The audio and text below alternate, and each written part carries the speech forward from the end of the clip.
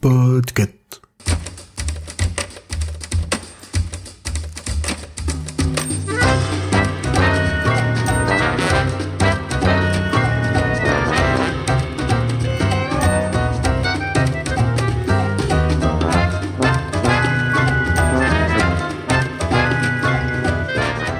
Hello tout le monde, nous sommes sur Choix-Pitre et aujourd'hui Yannick et moi allons vous présenter un livre merveilleux qui parle d'amour, qui parle trahison, d'espoir, de vengeance. De vengeance et de vérité. C'est le livre Corne de Jo Hill. Il a été publié dernièrement aux éditions J'ai lu en 2014 et il a été traduit par Valérie Rosier. Et pour tous ceux qui aiment les chiffres, il a fait 511 pages. Et oui, c'est une grosse lecture pour beaucoup. Est-ce que tu peux me raconter un petit peu le résumé, très court, le pitch de Corne? Alors, très court, ça va être compliqué. On va essayer. On est sur l'histoire donc de Ignis Perrich, un jeune homme d'environ 25 ans qui malheureusement a perdu sa bien-aimée et qui a été violée et assassinée. Et il se retrouve être le principal suspect dans l'affaire. Et donc nous sommes donc 1 an après son meurtre et après une nuit de beuverie où il n'a plus malheureusement aucun souvenir de ce qui s'est passé. Ig se retrouve avec 2 cornes qui lui poussent sur le front.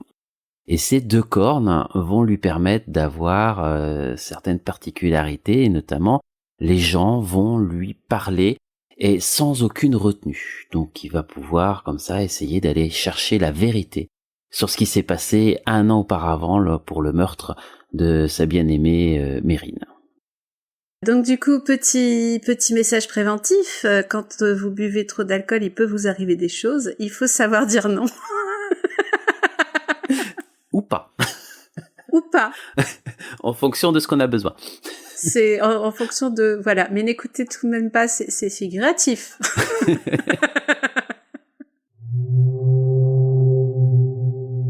On va parler un petit peu de Jo Hill parce que, pareil, il y a des personnes qui ne savent pas. Jo Hill, qui est-ce? Alors Joey Hill, c'est un pseudo en fait. Son vrai nom c'est Joey Hillstrom King et qui porte bien le nom de son papa, le grand, le merveilleux, l'incroyable Stephen King.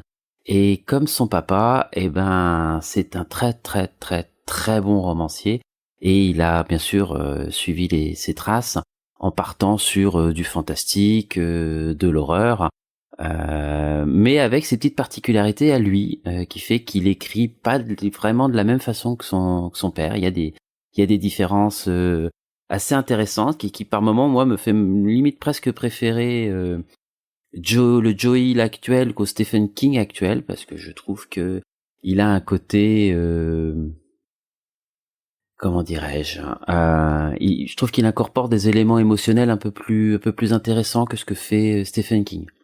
Il va un peu plus loin dans ce côté émotionnel que King n'a pas, que papa n'a pas. Alors moi j'ai un rapport très très particulier avec Jo Hill parce que depuis que je suis petite, je suis une grande fan de Stephen King et où certaines personnes pensaient que le prince William c'était vraiment le top du top en matière de crush incroyable. Moi j'ai découvert que Stephen King avait des fils.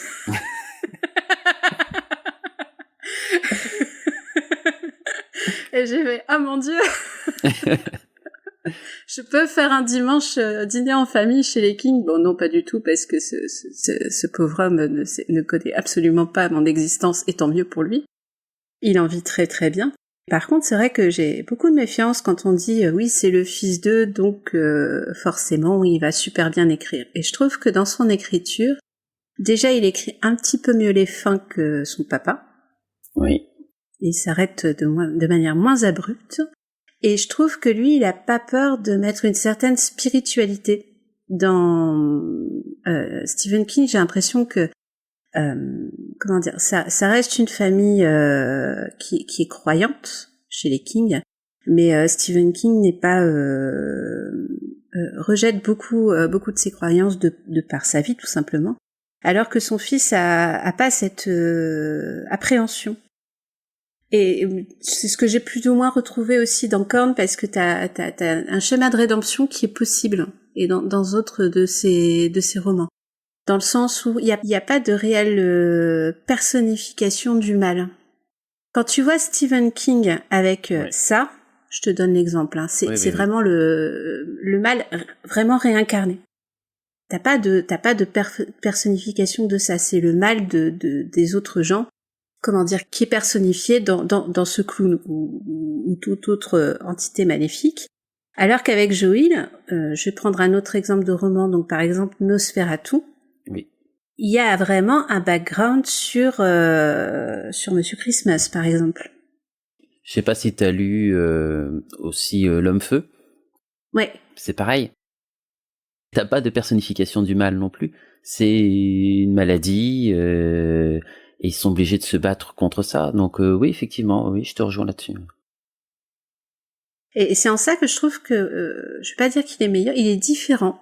Il a une différence et j'apprécie de plus en plus cette différence, même s'il est pas aussi prolifique que son papa, parce que voilà, il va plus dans le comics que dans le roman. Mais oui, effectivement, oui, il a une différence qui je trouve est très très agréable. Ouais, et je trouve aussi que ce qui est super sympa, c'est que même s'il a pas repris le nom King en tant qu'auteur, bon alors après tu vois une photo de lui, tu comprends de suite. Ouais. Puis ça s'est vite, la génétique, dévoilé. ouais. Oui, ouais. Puis la génétique, elle mentait pas sur ce coup-là.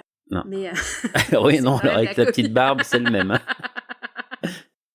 Mais ils sont à ce point complices, parce que j'ai l'impression que Stephen King avec son fils aîné, donc Joel, je suis en train de me demander si sa sœur c'est l'aîné aussi, sinon c'est Joe le premier.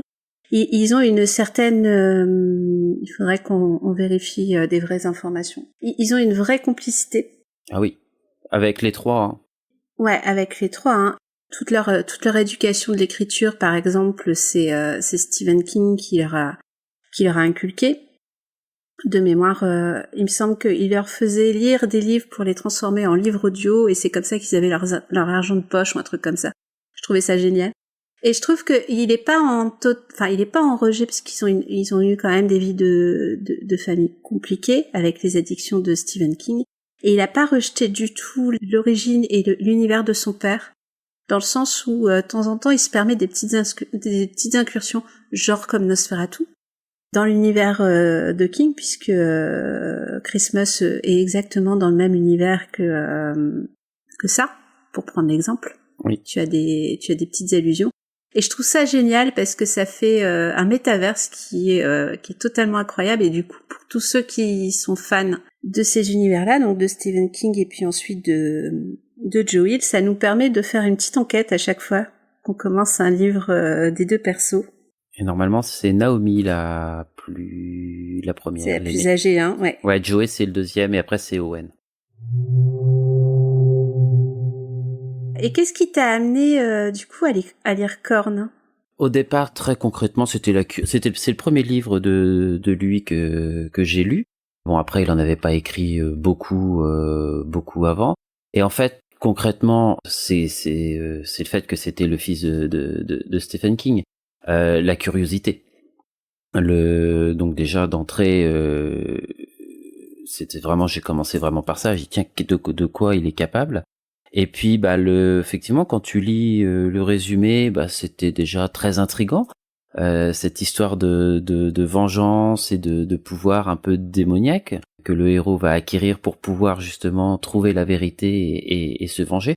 Donc cette histoire de vengeance vraiment me faisait envie, et puis mais au départ bien sûr c'est le nom, hein, forcément, la petite curiosité de savoir ce qu'il était, ce qu'il pouvait faire. Et puis du coup j'ai tout lu de lui. Après derrière j'ai enchaîné. En même temps il écrit moins vite que son père, donc c'est vrai que c'est plus pratique. Ouais. Mais il est très prolifique dans les comics, par contre. Et c'est plutôt sympa. Je sais pas si t'as déjà été lire un petit peu ce qu'il a fait en comics, mais c'est plutôt sympa. J'ai lu Lock and Key et je vais bientôt entamer Rain. D'accord. Qui a été illustré, c'est une série, pareil, une série de comics qu'il a fait et qui a été illustrée par Zoé Torogood. Et comme j'ai déjà lu une BD de cette autrice et illustratrice, oui, je suis en train de chercher, elle a bien fait le scénario de deux de ses BD. Comme elle est complètement barrée, que je commence à connaître plus ou moins Joël qui est complètement barré, faut quand même tu me donnes le envie, reconnaître. là. Ouais. Le comic s'appelle Rain, R-A-I-N. Ouais, c'est le dernier qu'il a fait, ouais. Ouais. Donc, je pense que lui, il va bientôt atterrir sur ma table de chevet. Eh ben, tu as The Cap aussi, si je peux me permettre une petite recommandation. T'as The Cap c'est très court, hein, il doit y avoir deux tomes, quelque chose comme ça. Et on est aussi très proche de ce qu'il a fait dans Korn. Donc on est sur de la rédemption, de la vengeance, de la dualité entre le bien et le mal aussi derrière. Et c'est vraiment des thèmes qui lui sont proches et qui reviennent, hein, dans Nosferatu, c'est pareil. T'as cette histoire de vengeance aussi, de rédemption. Donc j'ai vraiment l'impression que c'est quelque chose qui le touche beaucoup et sur lequel il aime bien écrire. Après, j'ai pas lu ses autres comics, donc je sais pas de quoi parle le reste, mais je suis très curieux. Il va falloir que je me mette vraiment un peu plus à ses comics. Lock and Key, j'ai pas lu. J'ai vu la série sur Netflix. Donc je sais pas s'il y a de grosses différences entre le comics et la série télé. Il y en a toujours forcément. Oui. Mais je sais pas si les thèmes sont des fois bien différents ou pas. Mais ça, pareil, il va falloir que je m'y mette aussi. Mais tout ça, c'est un budget quand même, au bout d'un moment. Donc, on va y aller doucement, mais oui. Mais par contre, j'aimerais bien qu'il ressorte quelques romans bientôt. Je sais pas ce qu'il a prévu, mais... Ouais. Mais je t'avoue que j'ai pas du tout suivi. Ouais. Non, il est très recueil de nouvelles aussi, mais en roman, en roman, ça bien faire. Je regarde L'Homme Feu, ouais, c'est 2017. Bah, depuis L'Homme Feu, ouais. Ouais, de L'Homme Feu 2017, hein, ça fait 7 ans. Mm-mm. Donc ça commence à faire un peu long, mais c'est peut-être moins son truc, hein. Il est plus dans les nouvelles et dans le scénario de comics. Ce qui est pas plus mal. Oui, aussi, oui, bien sûr. Un bon roman, ça manque. Ah, quand même, un bon roman. En France, on est très très attaché au format roman. Ouais. Je sais que Stephen King et son fils du coup aiment beaucoup le format nouvelle. Joel aime beaucoup du coup aussi le format comics. Owen aussi, il me semble. Owen King, puisqu'il avait déjà travaillé sur des scénarios de comics. Je te dis ça de mémoire, donc si ça se trouve j'ai tout coupé et en disant mon Dieu, je suis en train de raconter plein de bêtises. En comics, je sais pas. Mais je sais que quand tu vois leur histoire familiale, tu comprends les thèmes qu'ils abordent, tu vois aussi pourquoi il y a autant de différences entre le père et le fils. Et je trouve que ça doit être je reste sur mon idée de je veux participer à un dîner en famille un dimanche midi. Oui.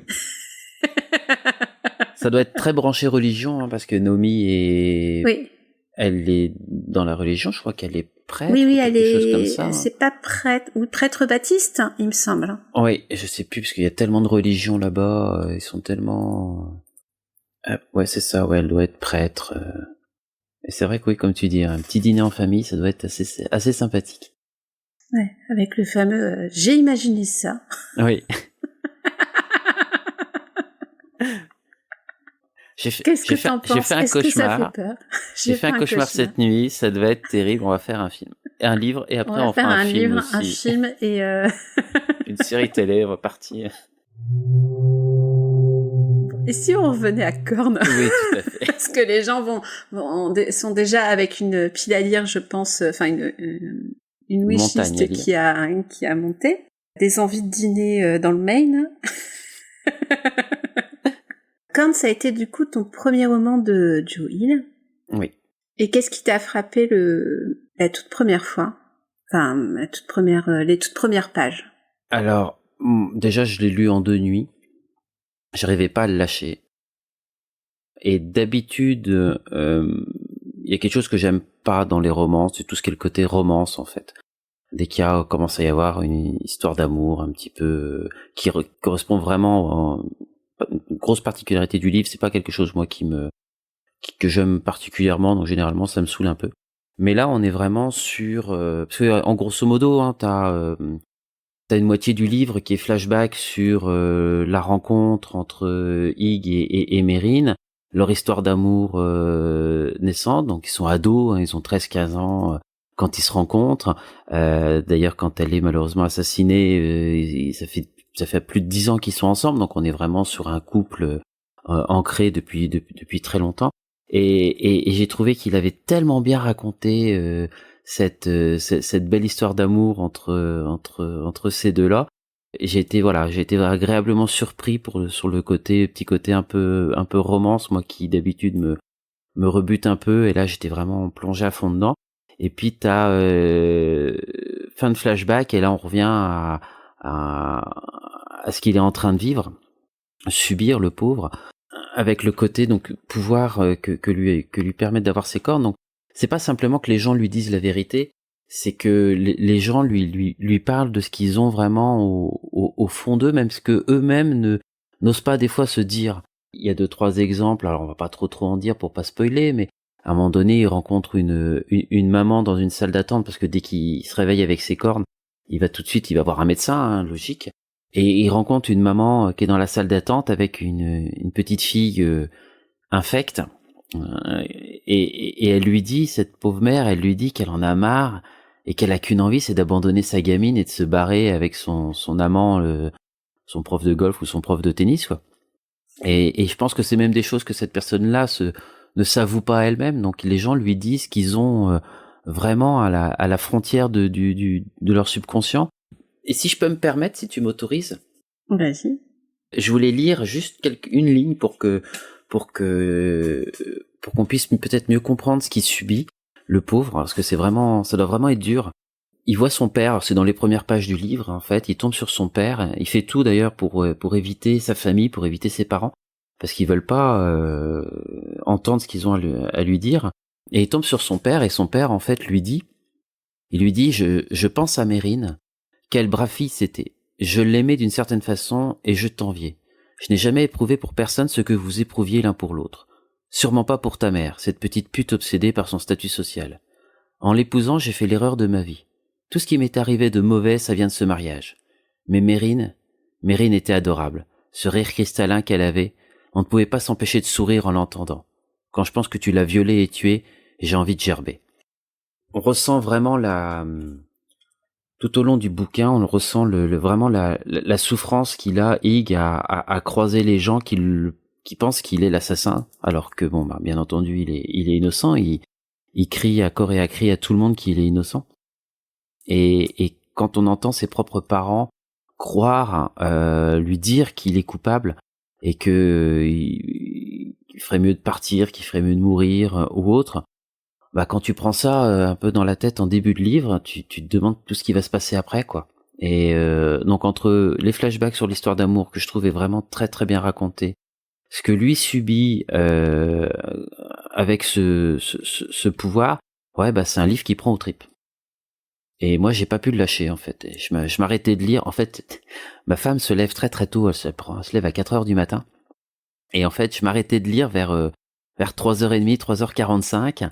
Je faisais semblant de dormir, j'attendais qu'elle se lève, que le réveil sonne, qu'elle se lève, et hop, et puis je reprenais la lecture, quoi. J'ai fait ça, j'ai fait quasiment 2 nuits blanches de suite, pour pouvoir le lire, tellement que j'étais à fond dedans, que j'arrivais pas à le lâcher, quoi.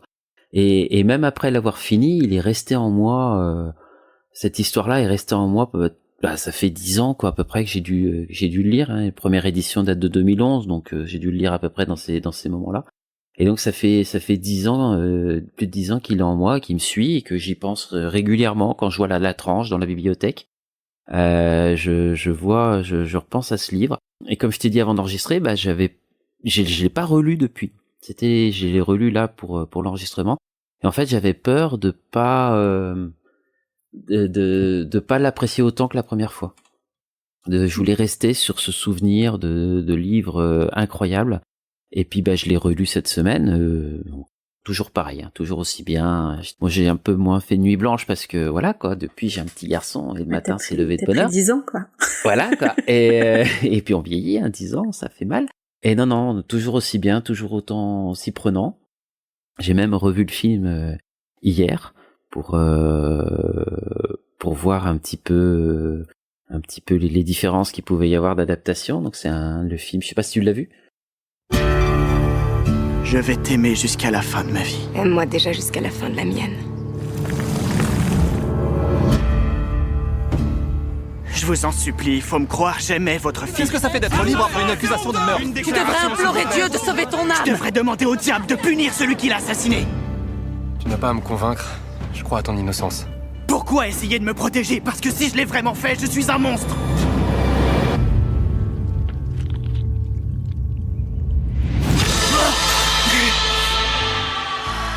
De quoi j'ai l'air? Tu remarques rien d'inhabituel? Tu parles des cornes? Je sais pas ce que t'en as pensé. Moins prenant que le livre. Oui. Parce que, en fait, quand tu m'as dit que tu voulais parler de cornes, j'ai hésité. Je me suis dit, est-ce que je revois et est-ce que je relis le livre et le film? Et je me suis dit, ce livre m'a tellement marqué qu'il vaut mieux qu'il y en ait un qui ait la mémoire fraîche et l'autre qui reste sur ses, pas ses émotions, mais oui, sur ses, parce que ça marque, en fait, hein. Oui, si, sur les émotions. Je me souviens que j'avais lu le film, j'étais un petit peu pareil en appréhension parce que Hig est joué par Daniel Radcliffe. Oui. Et c'est vrai qu'à l'époque on ne le connaissait que par Harry Potter. Et j'ai découvert une chose c'est que c'était un bon acteur. Oui. Très bon acteur et que et ça a été confirmé par un de ses autres films qui était La Dame en noir. Oui. Pas vu. Eh ben écoute, pour avoir lu La Dame en noir ou La Dame en blanc, vous choisirez selon le vrai titre. J'ai préféré le film au livre, ce qui est assez rare. Ouais, c'est pas courant. Pour les grands lectrices, je pense, lectrices. Le fait de préférer un film à un livre, c'est que franchement, il s'est passé quelque chose au niveau de l'acteur. Donc je trouve que c'est plutôt c'est un petit peu, c'est une adaptation, mais ça permet de faire découvrir cette histoire à toute personne qui n'ont pas envie de lire le livre. Et dans ça, je trouve que c'est une bonne adaptation.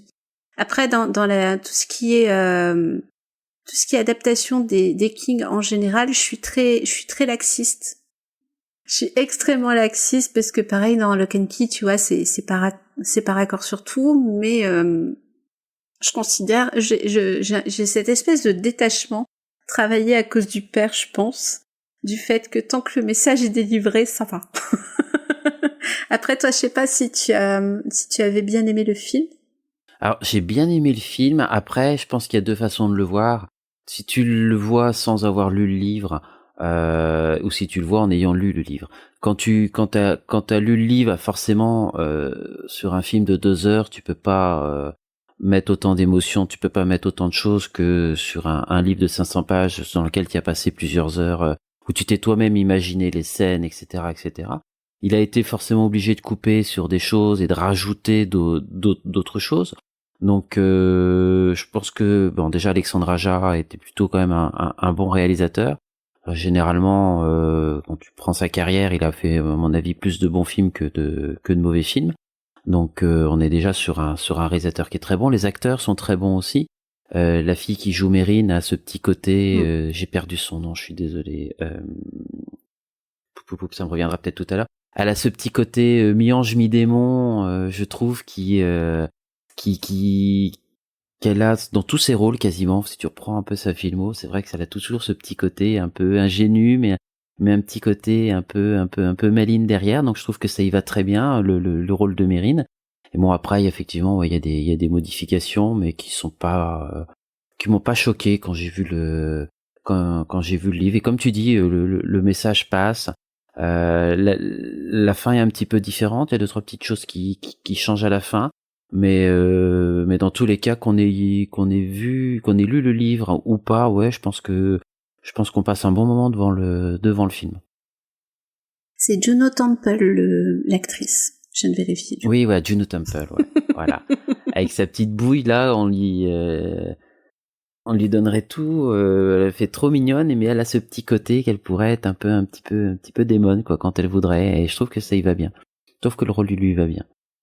Ouais.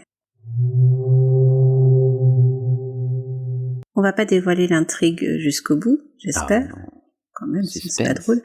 Mais par contre, les personnages sont hyper intéressants. Ouais. De la manière dont on les perçoit. Moi, je sais pas si toi, Pourtant, on a le point de vue de Hig régulièrement. Oui, tout le temps. Oui. Et il y a des moments où je me suis demandé si, sur un coup de folie, il n'avait pas tué et violé sa copine.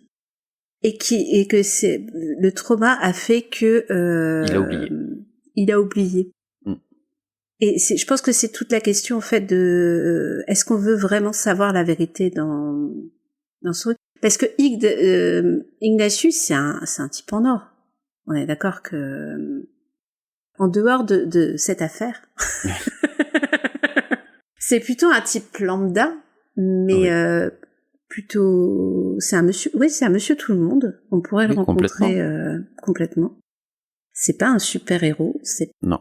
C'est pas le type bien américain, tout ce que tu veux. Et t'as envie de le connaître, mais en même temps, il passerait inaperçu. Oui. Oui, parce que avant le drame, bon bah voilà quoi, c'est un garçon un peu effacé, un peu calme. Son grand frère qui est un peu plus la star, parce qu'il a un papa entre guillemets un petit peu célèbre.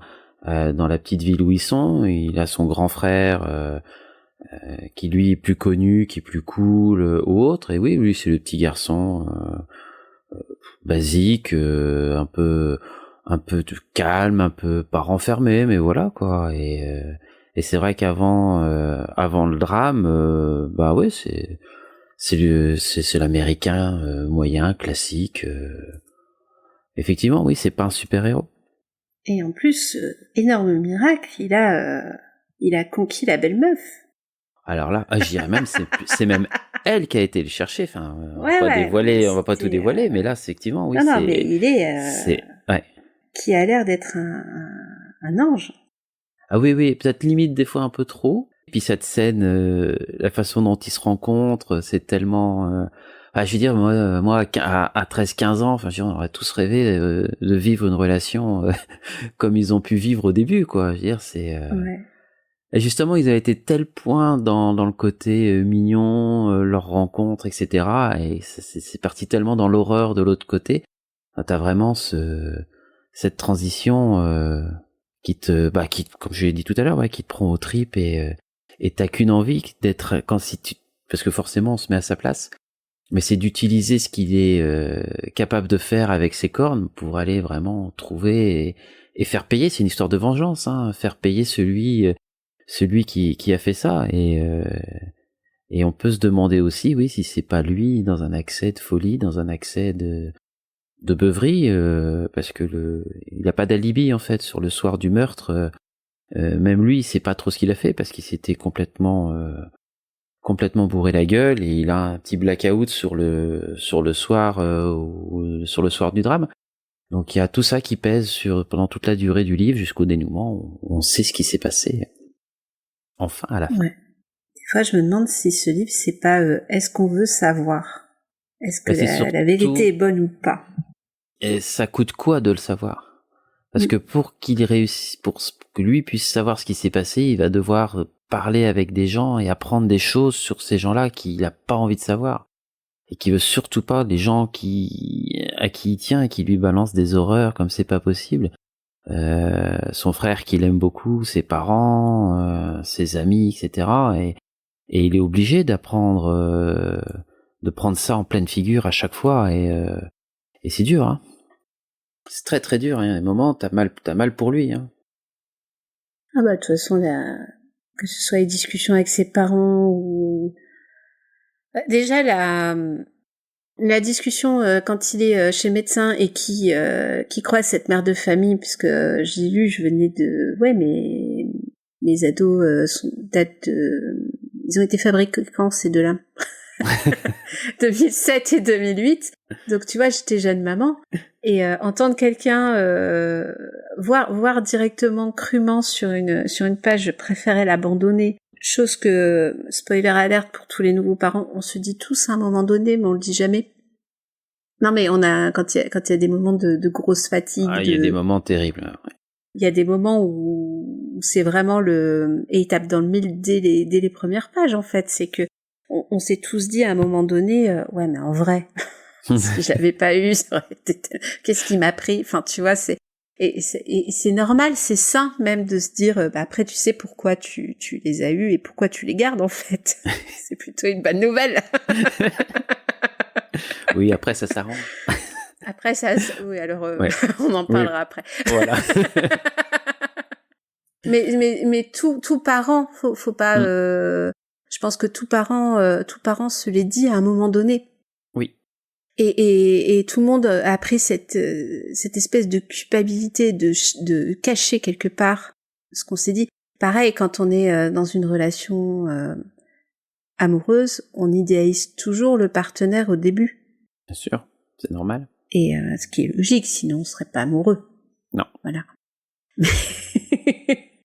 Mais c'est vrai que ouais, Ig, il est resté dans ses 13-14 ans dans sa tête concernant. Ah, complètement, oui, c'est un ado, il a 25 ans, mais c'est encore un ado. Hein. Ouais. Il n'arrive pas à voir qu'elle ait pu avoir des défauts et du coup nous ça nous dit peut-être que c'est lui et pourquoi. Ouais, c'est beaucoup de questions dans ce livre. Oui, plein de moments tu te demandes. Même si t'as une résolution relativement rapide, je me souvenais plus qu'on connaissait ce qui s'est réellement passé aussi vite, entre guillemets. Je crois qu'on est à un peu plus de la moitié du livre, on sait déjà un peu ce qui s'est passé. Et d'ailleurs, j'ai été surpris en le relisant, je pensais que ça arrivait beaucoup plus tard. Mais t'as toute cette première moitié du livre où tu te demandes vraiment qu'est-ce qui s'est passé pendant toute cette moitié. Après tu sais, et puis t'as tout ce qui s'enchaîne derrière. On va pas aller plus loin. Mais oui, Joey, il arrive vraiment à bien mélanger tout ça en fait. Il y a vraiment plusieurs choses. Donc cette jolie histoire d'amour adolescent qui mélangeait avec cette histoire de vengeance, de rédemption, de dualité entre le bien et le mal, parce que même lui, il hésite beaucoup à se dire qu'est-ce que je vais faire de ce pouvoir-là. Ah, il y a beaucoup de questions, il s'interroge énormément là-dessus. Est-ce que je peux l'utiliser Est-ce que je peux pousser les gens à faire ce qu'ils ont vraiment envie de faire? Et donc il y a pas mal de moments très très intéressants dans ce livre. Moi, il m'a vraiment beaucoup plu, mais plus que beaucoup plu. J'ai vraiment adoré ce bouquin. Puis en fait, on s'en fiche un petit peu au final de savoir qui a vraiment tué Mary. Alors si, c'est important, on est d'accord, oui. Mais c'est pas l'élément principal du livre. Non, c'est vraiment le cheminement de Ig et on parlait de la religion dans la famille King. Mais il y a toute une interrogation de son côté aussi là-dessus, hein. Tout le chemin qu'il doit parcourir pour comment il doit utiliser ses nouvelles capacités, d'où elles lui viennent, et comment est-ce qu'il peut les utiliser pour faire ce qu'il doit faire.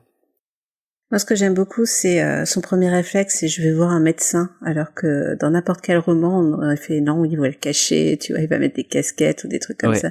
Lui, son premier réflexe, je vais voir le médecin. Ouais, je vais voir le médecin. Ouais, il sera pas déçu de ce que le médecin va lui dire. Ouais. Et moi, je me suis dit, tu sais, il va le coup du héros classique, tu sais, il va s'entraîner dans une vieille pièce ou dans une décharge, enfin, tu vois, des trucs comme ça où il va faire des expériences. Non, lui, c'est je veux pas de ce truc. On va chez le médecin direct. Alors, si on peut l'enlever.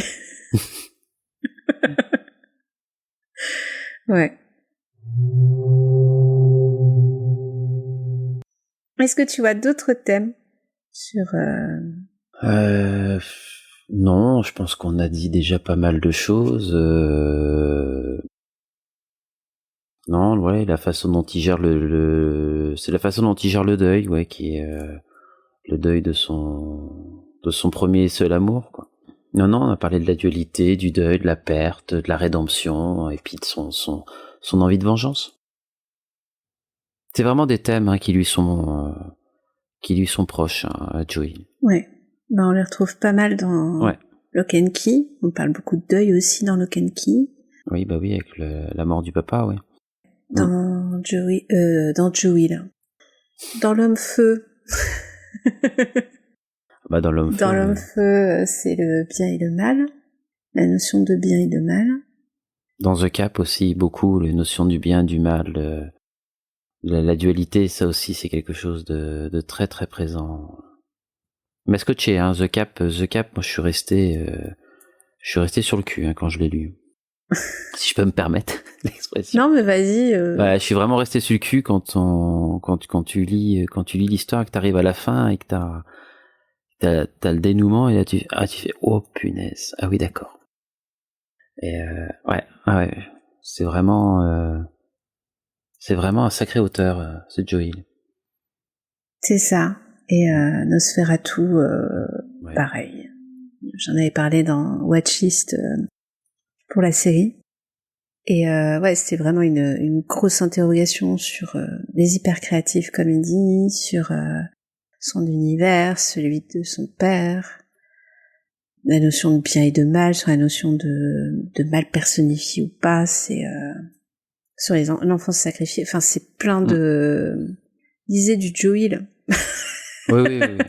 Mais faut être Ça accroché, hein, peut Nosferatu, il y a des moments... Ouais, oui, il a une très bonne imagination, il a vu des trucs pas très cool étant petit. Mais quelque part, j'ai envie de te dire, ces thèmes-là, tu vois, dans Korn, c'est... Parce que je pense que les gens, au départ, peuvent ne pas être attirés par le concept, ces espèces d'affirmations barrées que tu peux avoir dans un dimanche midi chez les Kings, c'est « Et si, imagine, je me réveille, j'ai des cornes. » Voilà. Ouais. Et du coup, quand il y a des cornes, quand j'ai mes cornes, et ben tout le monde dit la vérité. Ouais. Qu'est-ce qui va se passer là? Tu fais, c'est-à-dire, faut avoir une certaine imagination pour faire ça, et en plus de bien le tourner et avoir beaucoup de vécu, je pense aussi pour imaginer des si belles histoires tragiques, mais belles. Oui. Ouais. Une belle histoire tragique. Oui, ça résume. Ouais. Donc lisez du Joe Hill. Lisez le livre avant de regarder le film. Ah oui. Parce que le film est bon en lui-même, mais meilleur quand on a lu le livre avant. Voilà. Lisez des livres. Beaucoup de livres. Beaucoup de livres. Ou même pas beaucoup. Mais lisez. Mais lisez, c'est important. Trouvez un thème qui vous plaît et peu importe. Un format qui vous plaît aussi. Oui. Et allez-y. Et vous passerez de joyeuses nuits à vous cacher de vos conjoints respectifs parce que je fais exactement comme toi.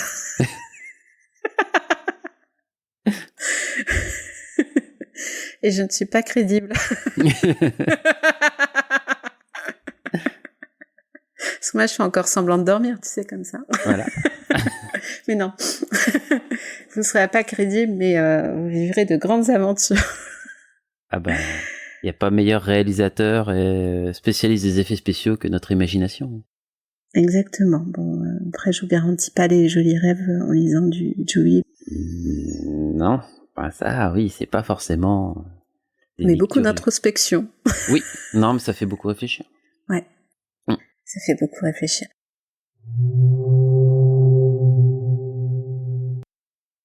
Choix-Pitre est un podcast du label Podcut. Un label qu'on est bien pour faire et écouter du podcast. De toute façon, tout ce qu'on n'a pas fait se trouve chez Galaxy Pop. Donc les deux labels étant très complémentaires. Donc allez aussi chez Galaxy Pop et lisez des livres. Partagez nos épisodes sur les réseaux. Likez-les. Dites-nous ce que vous avez lu sur Joe Hill. Dites-nous ce que vous avez lu tout court. Venez sur nos Discord respectifs. Il y aura toujours des gens pour parler des livres avec vous. Bon on se dit à bientôt. Au revoir tout le monde. Au revoir tout le monde.